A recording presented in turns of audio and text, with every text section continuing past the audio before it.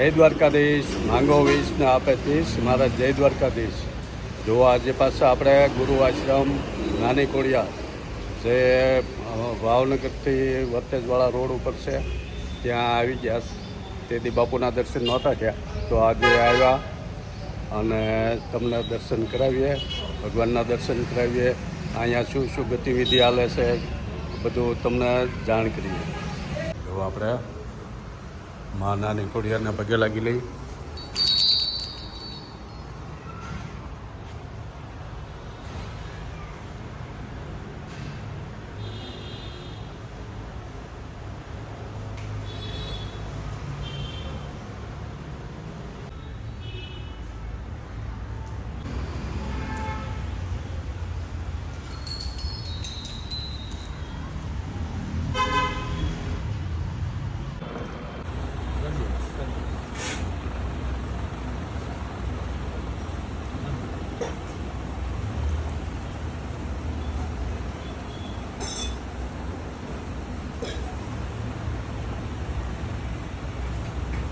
चार मिनटा लगाए तो 10,000 થઈ જાય. થઈ જાય ને?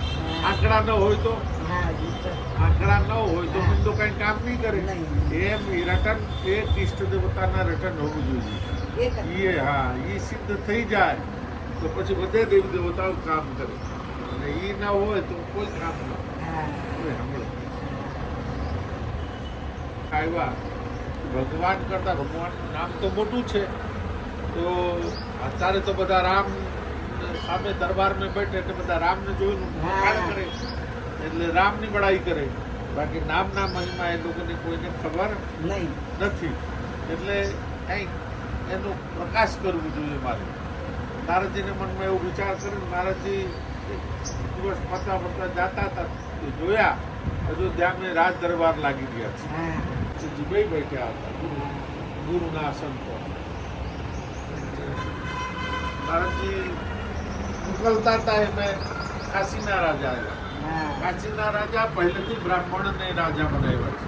ભગવાન શંકર જ્યારે કાશીપુરી વસાવ્યા ના ત્યારે બ્રાહ્મણને એને સોંપ્યા કે આ એ મારા કાશી ક્ષેત્રના રાજા તમે. બ્રાહ્મણ જે રાજા છે એ આજે પણ બ્રાહ્મણ છે. તો કાશી રાજા એ આવતા હતા. તમે મારી રક્ષા પ્રાણતા અંજનીમાં બોલ્યા ભાઈ કઈ ચિંતા નહીં કર, હું તને આ વરદાન આપું છું, હું હમણાં કહી દઈશ અયોધ્યા આવવાના. એટલે હવે આપણે આવી ગયા પાછા ગૌશાળા. આશ્રમની બાજુમાં જ ગૌશાળા છે આપણે નાની ખોડિયાર મંદિરની. જો આવી ગૌશાળા છે.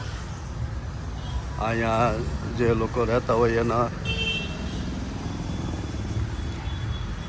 સેવા જે કરતા હોય જે એના માટેની રહેવાના ઉતારા છે. પછી આ ગૌશાળા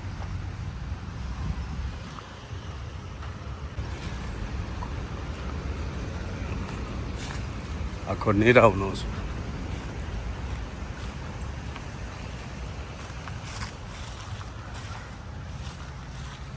ઓહો, આ બધો નીરવનો સ્ટોક છે. આપણે હવે ગૌશાળામાં જઈ રસ્તા નીકળતા જતા હોય ગાયોના ઘાસ ખવડાવવા હાટું ઝાડની કડપ ખવડાવે બધા.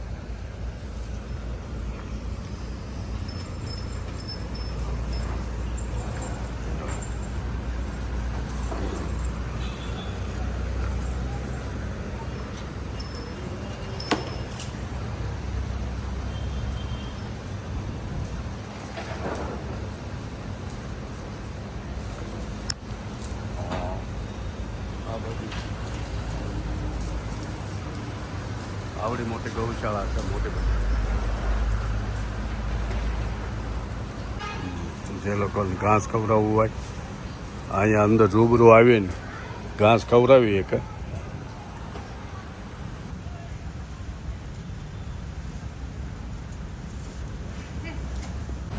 તાજી વિયાણેલી ગાયોના બસડા છે.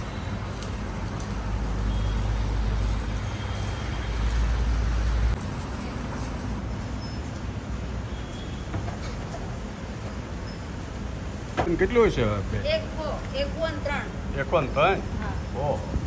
આ દવા કેટલી દેતી હોય? 22 22 ગાયો દવા દે તો બધા માથે પંખા ફરે, ગાયોના ગરમી ન થાય. આમ થાય શેડ ઊંચો છે અને હવા અવર જવર થાય એટલે ગરમી ન લાગે. હા મેં તાજી વિયાણેલા બસડા છે. હજી એક ગોળ હોય પાછી તે ગોલપાઈ છે. ગુણામાંથી હા બહારના ભાગમાં. હા.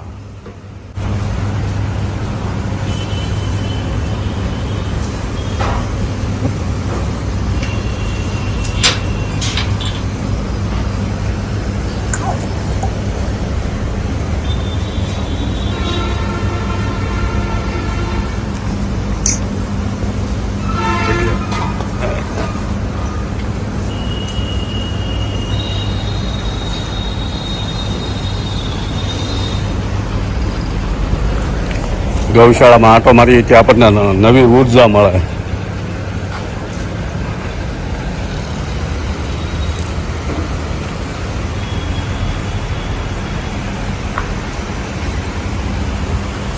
આ બાજુ નાના વાસણા વાસણી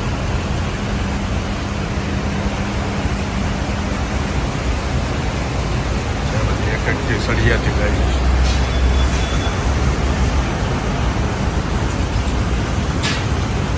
ગૌશાળા છે આ નાની ખોડિયાર મંદિર ટ્રસ્ટની જ છે અને નાની ખોડિયાર જે બાપુ છે એ બાપુ જ આ ગૌશાળાનો બધો વહીવટમાં હોય.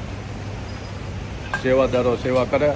બાકીનું જે સાંજ સવારનું જે કાંઈ દૂધ ભેગું થાય એ દૂધ આશ્રમમાં જે અમુક થોડુંક વાપરવા જોતું હોય સાધુ સંતોને ખાવા પીવા માટે એટલું દૂધ રાખવાનું. બાકીનું દૂધ આપણે ભાવનગર સરટી હોસ્પિટલમાં કેન્સર વિભાગ છે, કેન્સર વોર્ડ, એમાં દર્દી દેવોને દર્દી માટે આ દૂધ કાયમ 2 ટાઈમ મોકલવામાં આવે. બાકી વેચાણ ગાય આ દૂધનું વેચાણ કરવામાં નથી આવતું. આ જે દૂધ છે એ ત્યાં દવાખાનાના દર્દીઓ માટે જાય. અત્યારે ઉનાળામાં રોજનું 40 થી 50 કિલો દહીં મોકલવામાં આવે દર્દી હાટું. દર્દીઓને ખાવા માટે દહીં મોકલે. દહીં અહીંયા મંદિરે જમાવી દે પછી એ 40 થી 50 કિલો રોજનું દહીં મોકલે અને દૂધ મોકલે. આવી સરસ મજાની ગાયોની સેવાય થાય અને દવાખાને દર્દીઓની સેવા પણ થાય. એવી 103 ગાયો અત્યારે અહીંયા રાખેલી છે. એમાંથી 22 થી 25 ગાયો ધોવા દે. એ બધું દૂધ દવાખાના હોસ્પિટલના કામમાં આવે.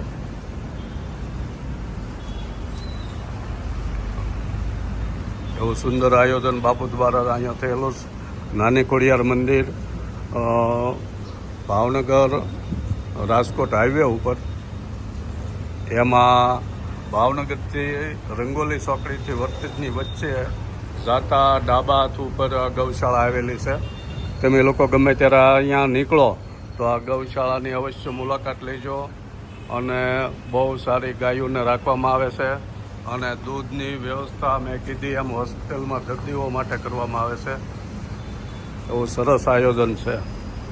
રીતના રસ્તે જે લોકો નીકળે એને ગૌ સેવાનો લાભ લેવો હોય તો બહાર લીલી જાગ મળી રહે એ તમે અહીંયા સેવા કરી શકો. ગાયોની ખવડાવી શકો. લીલો ઘાસ સારો.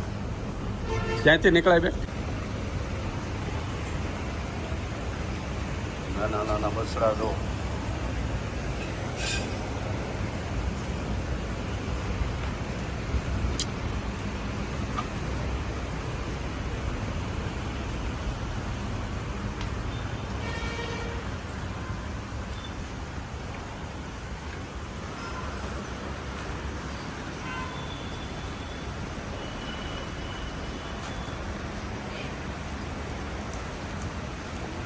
આવો સરસ મજાનો આજે લાભ મળ્યો ગૌશાળામાં આપણને.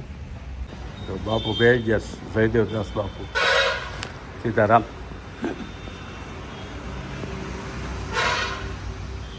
આ ભાવનગર રાજકોટ હાઈવે એની ઉપર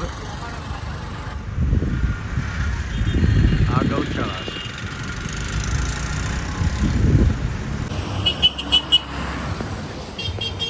આ નાની ખોડિયાર આશ્રમ ભાવનગર રાજકોટ હાઈવે.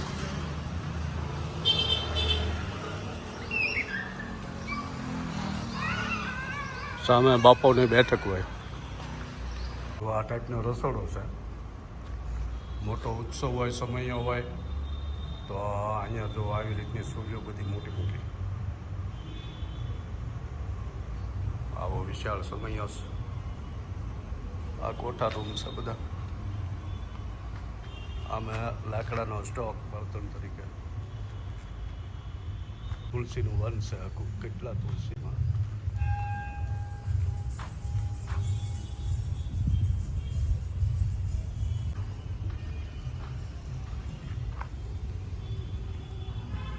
જે અત્યારે ગૌશાળામાં જઈને તમને ગૌશાળાના દર્શન કરાવ્યા અને ગૌશાળામાં દૂધ દર્દીઓને કામમાં આવે એ રીતનું આયોજન કરેલું છે.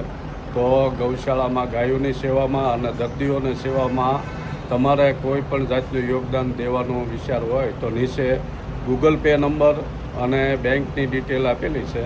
તમે એ ગૂગલ પે નંબરમાં ડોનેટ કરી શકો છો. જો આવો વિશાળ છે આશ્રમ અને આવું સરસ મજાનું.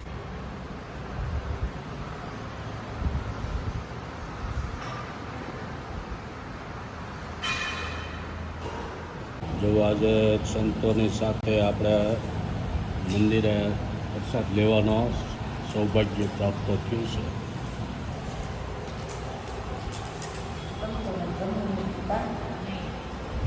જો આપણે હવે પ્રસાદ લઈ લીધો અને હવે નીકળવું છે. જય દ્વારકાધીશ.